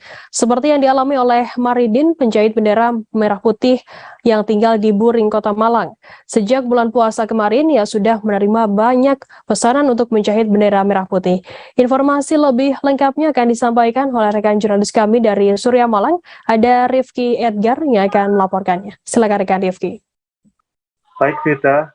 Baik Tribuners dan pengusaha harian Surya, bisa kami sampaikan bahwasanya menjelang Hari Raya Kemerdekaan RI, sejumlah penjahit bendera merah putih di Kota Malang mulai kebanjiran pesanan. Hal ini seperti yang terlihat di daerah Buring, Kota Malang, di mana di wilayah satu kampung tersebut kebanyakan merupakan para penjahit, dan saat ini banyak yang menjahit bendera merah putih karena memang banyaknya pesanan. Dan seperti yang saya datangi, di mana saya mendatangi rumahnya Maridin, itu merupakan seorang penjahit bendera merah putih. Dia sudah menjahit bendera merah putih ini sejak tahun 90-an, dan memang mendekati Agustusan ini banyak sekali pesanan yang dia dapatkan. Bahkan pesanan itu sudah sejak mulai bulan April kemarin, dan puncaknya pada bulan Juni hingga Juli ini. Dan bendera yang diproduksi oleh Maridin ini merupakan bendera merah putih berukuran standar, yakni ukuran 120 x 80 cm. Terus kemudian dia juga membuat umbul-umbul serta bendera merah putih yang biasanya dipajang di sejumlah jalan. Dan saat memproduksi ini, Maridin tidak sendirian, namun juga dibantu oleh istrinya, Lili Widayati. Dua orang itu yang setiap harinya melakukan produksi bendera merah putih, dan karena kebanjiran omset ini dalam 2 hari Maridin mengaku mendapatkan omset sekitar 500.000 dari hasil produksi bendera merah putih ini saja. Dan untuk segi pemasarannya, Maridin masih di wilayah Malang Raya saja, di mana daerah yang paling banyak pemesan bendera merah putih ini ada di daerah Karanglo, Kabupaten Malang, kemudian ada di Kota Batu, dan juga ada di daerah Pasir Saji, Kabupaten Malang juga. Dan selain menerima pesanan dari perorangan, Maridin juga menerima pesanan dari RT RW yang ada di setiap wilayah. Dan biasanya untuk RT RW tersebut memesan berdasarkan dengan kebutuhan. Biasanya pemesanan bisa mencapai 50 sampai 100 bendera merah putih. Dan mungkin itu informasi yang bisa kami sampaikan dari Kota Malang. Sudah. Baik, terima kasih rekan jurnalis dari Surya Malang atas laporan Anda. Selamat bertugas kembali. Akan kami tampilkan Tribuners wawancara dari Maridin, penjahit bendera merah putih asal Kota Malang, Jawa Timur. Berikut liputannya untuk Anda. Merah putih, kalau seperti umbul-umbul, cukup di gang atau di jalan raya, sudah. Pak, sudah berapa ribu sih Pak semenjak mulai menerima? Hampir 6.000 dari anak ini belum masuk yang lain, waktu yang sampai 17. Kan saya mulai tanggal 12 sudah berhenti tidak jahit bendera. Jadi ada tanggal 8, mulai tanggal 6 itu umbul-umbul, bendera merah putih berhenti, terus tanggal 8, 9 itu orang kantor harus masang umbul-umbul biasanya. Jadi orang kantor itu orang masang umbul-umbul yang bagus-bagus itu, yang harganya ratusan itu.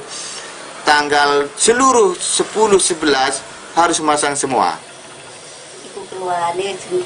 Suruh keluar semua. Jadi kalau tanggal 13, 14 saya nunggu yang sedikit-sedikit itu. Tuh banyak sudah masang. Kantor dari apalagi orang kampung sudah wajib harus masang bendera merah putih atau yang di pasar-pasar. Masih dari Jawa Timur, Saudara, demi mewujudkan ketahanan pangan, Kodim 0813 Bojonegoro memanfaatkan lahan tidur yang selama ini kurang dimanfaatkan. Salah satu langkah yang diambil yakni dengan menanam jagung. Nantinya bahan pangan ini dapat dimanfaatkan oleh masyarakat untuk antisipasi kondisi ekstrim yang menimpa wilayah Bojonegoro. Informasi lebih lengkapnya akan disampaikan oleh rekan jurnalis kami dari surya.co.id. Ada Febrianto Ramadhani yang akan melaporkan. Silakan rekan Febri. Baik, ya, selamat siang para pemirsa Surya Tribun Network dimanapun Anda berada. Jadi Komandan Kodim 0813 Bojonegoro Letkol Arab Arif Yudo Purwanto bersama Forkopimda memimpin langsung kegiatan yang berlangsung di Desa Banjarsari, Kecamatan Trojo, Kabupaten Bojonegoro tersebut. Menurutnya dari hasil panen tanaman jagung ini nantinya akan diserahkan sepenuhnya kepada masyarakat untuk dimanfaatkan sebagai salah satu bahan pangan sehari-hari. Penanaman jagung ini juga senada dengan perintah harian Kepala Kasat Jenderal Dudung Abdurrahman dan juga instruksi Presiden Joko Widodo kejadian Sabtu 30 Juli 2022. TNI Angkatan Darat selanjutnya terus mendukung ketersediaan serta meningkatkan produktivitas pangan masyarakat. Masih kata Dandim, Komandan Kodim, selain di Kecamatan Trojo, penanaman jagung juga dilakukan di 2 wilayah lainnya, yaitu Kecamatan Mayang dan Kecamatan Malo. Ungkapnya, untuk total lahan yang dimanfaatkan mencapai 8 hektar sampai dia. Sementara Kepala Desa Banjarsari, Fathul Huda, menambahkan untuk memaksimalkan hasil panen, pihaknya akan membantu perawatan tanaman dan perawatan tanaman jagung ini. Jadi perawatan akan dilakukan oleh kelompok tani yang sudah bersedia membantu selama ini. Tandasnya. Demikian yang bisa saya laporkan kembali ke studio. Baik, Terima kasih rekan jurnalis dari surya.co.id atas laporan Anda. Selamat bertugas kembali. Kita beralih ke informasi selanjutnya, Saudara. Sejumlah masyarakat dari Kecamatan Tanah Abang, Jakarta Pusat melakukan pawai obor di kawasan Citayam Fashion Week pada Jumat 29 Juli malam. Ratusan masyarakat tersebut berkumpul dan melakukan pawai obor sambil membawa obor untuk menyambut Tahun Baru Islam 1 Muharram 1444 Hijriah.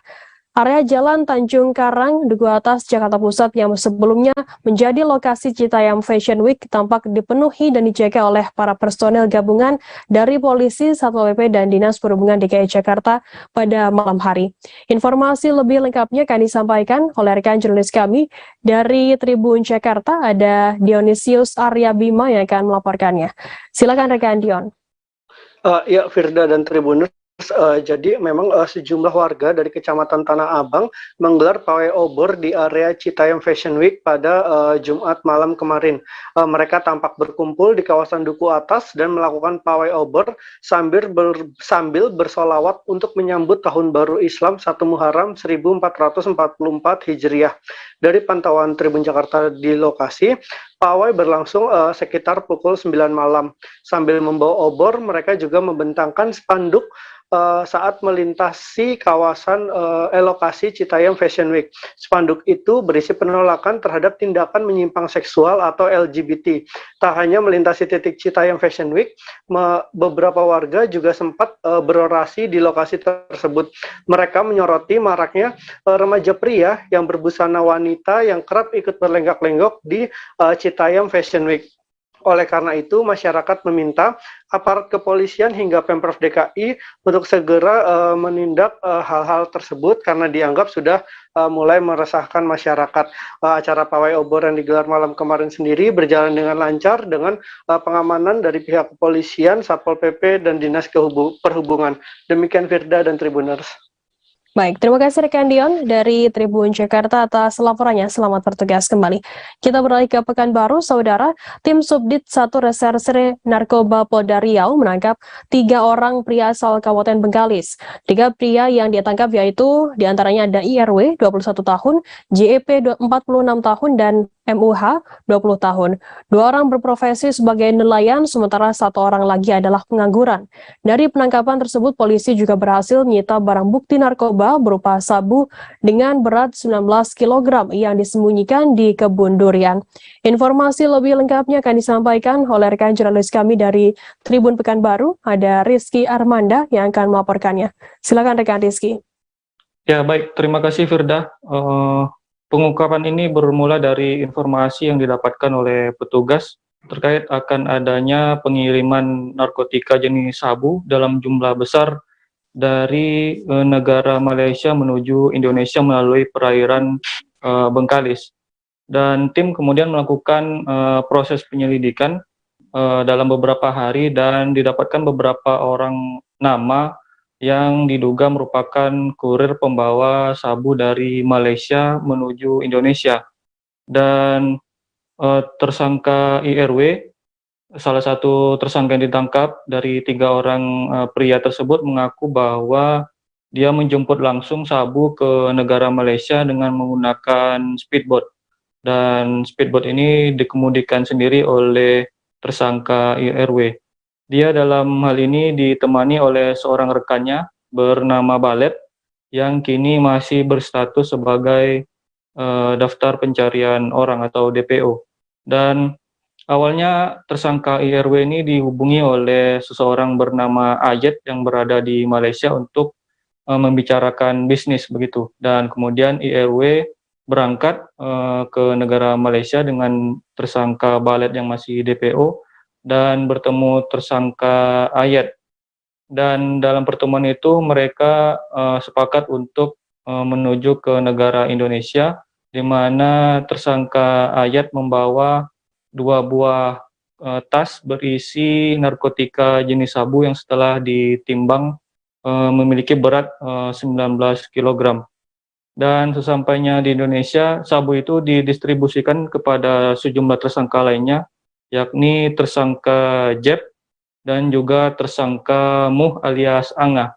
Dan dari penelusuran petugas, akhirnya tersangka IRW, Jeb, dan Mu berhasil ditangkap dan dari hasil interogasi, tersangka mengaku bahwa barang bukti narkotika disimpan di lokasi kebun durian di daerah Bengkalis, dan akhirnya polisi bergerak ke lokasi dan berhasil menemukan barang bukti tersebut.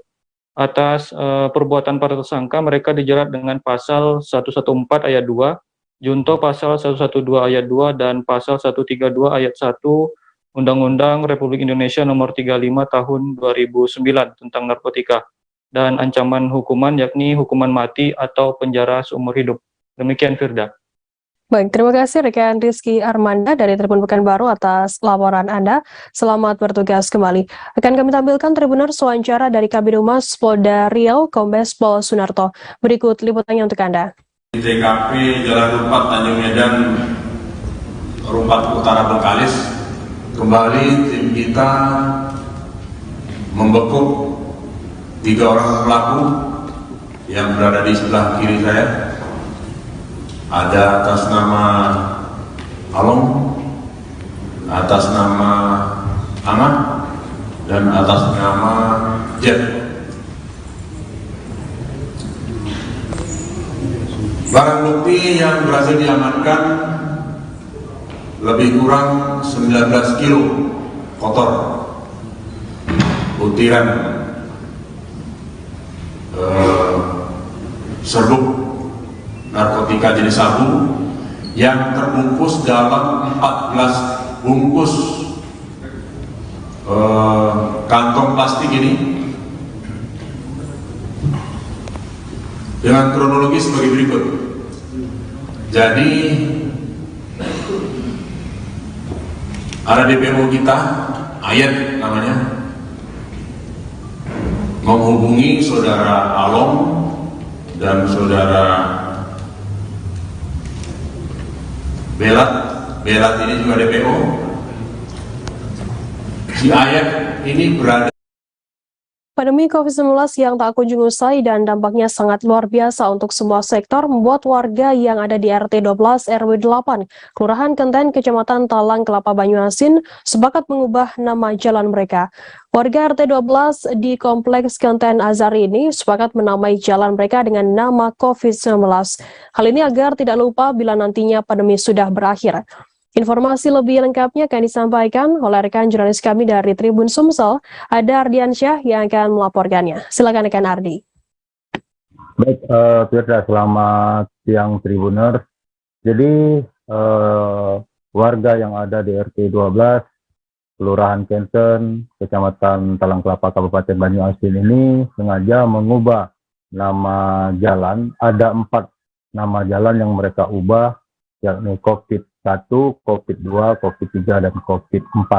Mengubah nama jalan ini berdasarkan kesepakatan semua warga di RT 12 untuk mengingat bahwa pandemi COVID yang saat ini juga masih ada di sekitar kita, agar tidak lupa selain mengingatkan warga bahwa COVID masih ada dan juga sebagai mengenang nantinya apabila COVID sudah berakhir.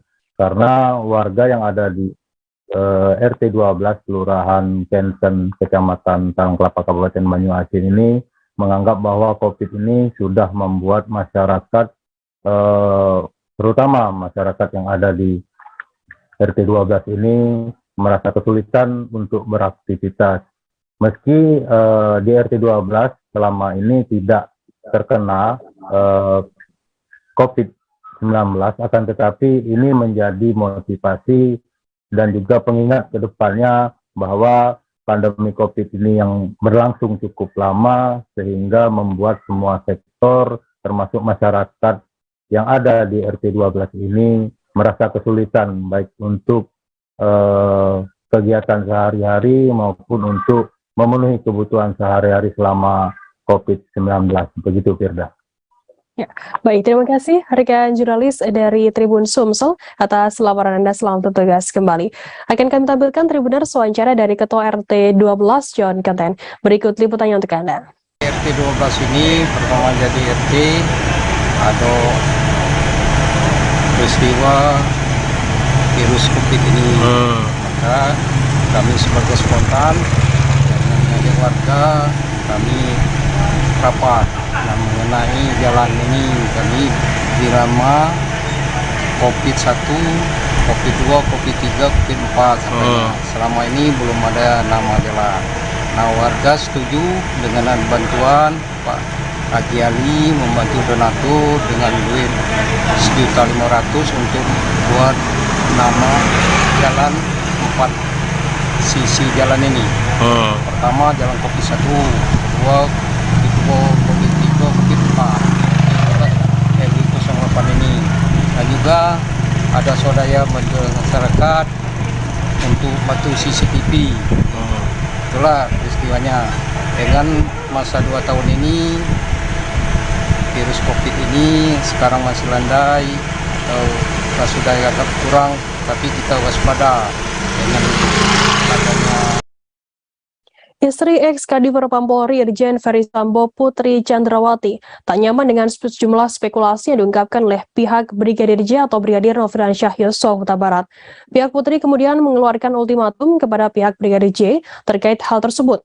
Arman Hanis, kuasa hukum Putri, mengungkapkan pihaknya meminta agar pihak Brigadir J tak membuat spekulasi terkait kasus yang saat ini tengah diselidiki oleh polisi.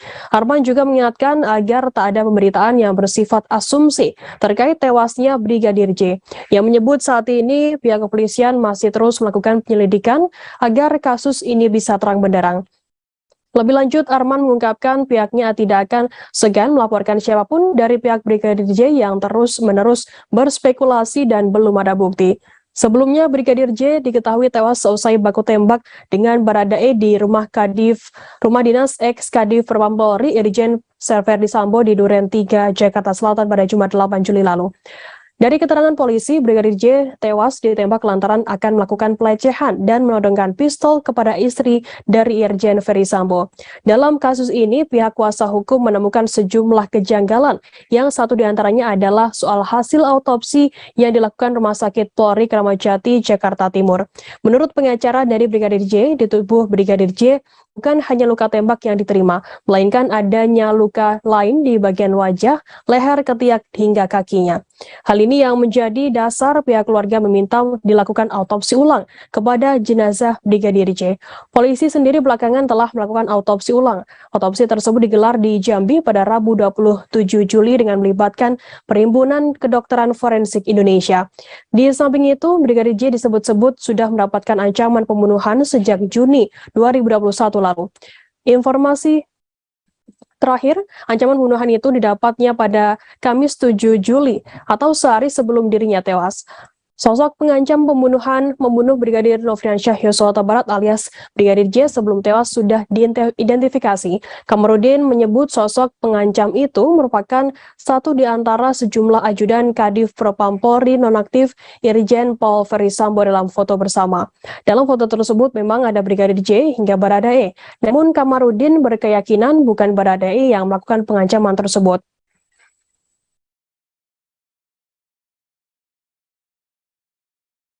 Kamarudin Simanjuntak, kuasa hukum keluarga Brigadir J alias Brigadir Nofriansyah Yosua Huta Barat, mengungkapkan hasil autopsi ulang jenazah kliennya.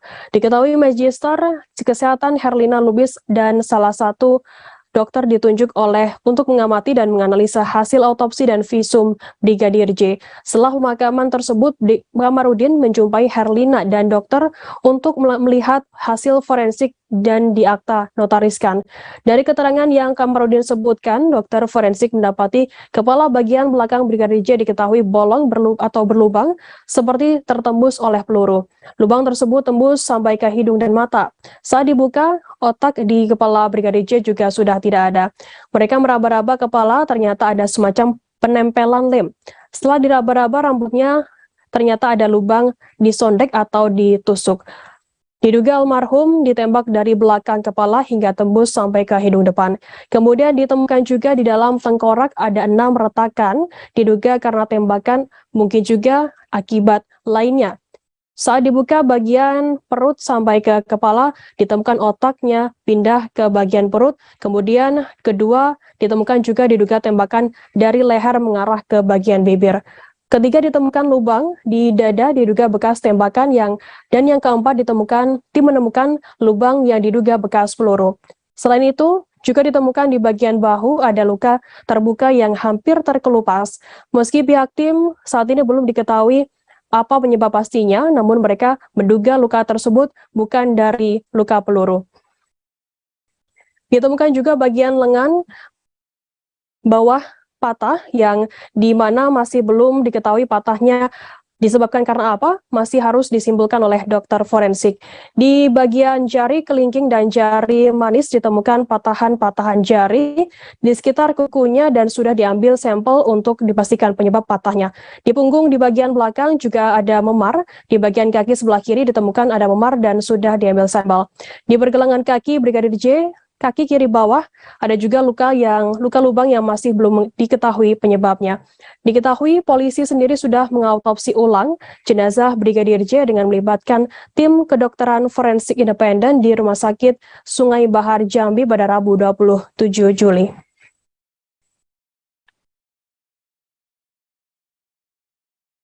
Samuel Huta Barat, ayah dari Brigadir J alias Brigadir Nofriansyah Yosua Huta Barat, mengatakan dirinya tak pernah mendapat cerita mengenai ancaman pembunuhan yang didapat anaknya tersebut.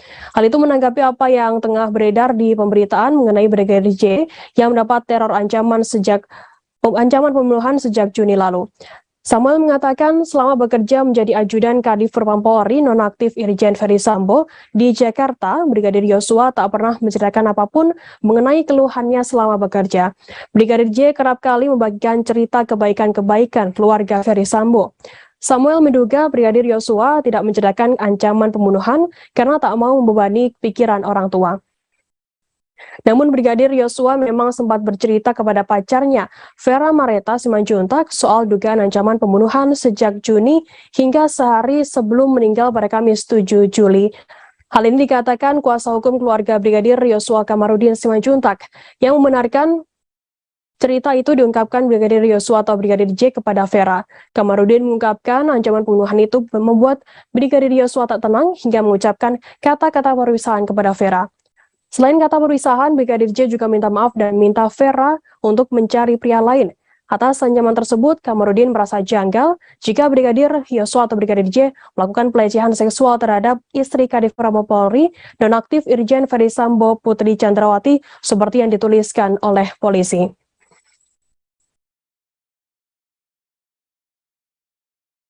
Tribuners, informasi tadi sekaligus menutup perjumpaan kita dalam live update siang hari ini. Jangan lupa saksikan terus live update di seluruh kanal YouTube dan Facebook Tribun Network.